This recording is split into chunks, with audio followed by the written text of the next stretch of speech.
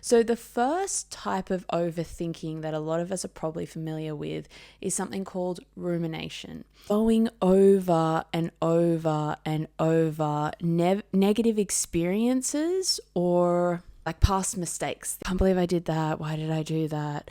Did I do that? What happened with that?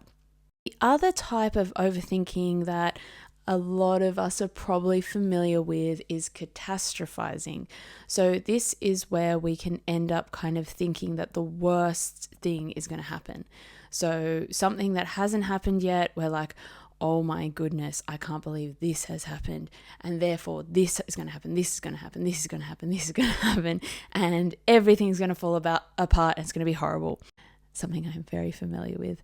Unfortunately. And the third type that a lot of us are probably familiar with is analysis paralysis. So this is where we can end up overthinking a decision so much that we kind of don't do anything.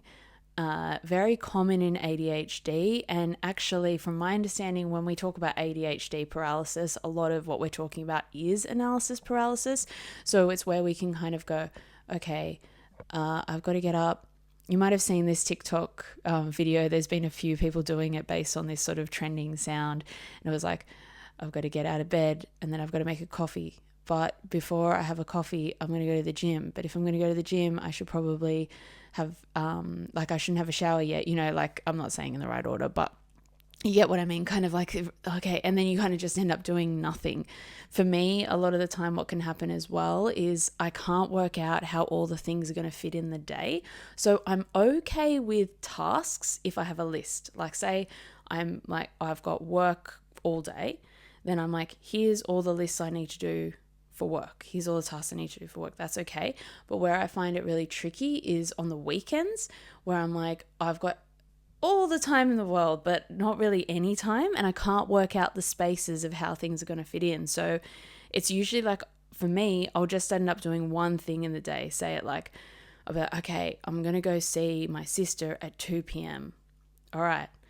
And then I don't really do anything until 2 p.m.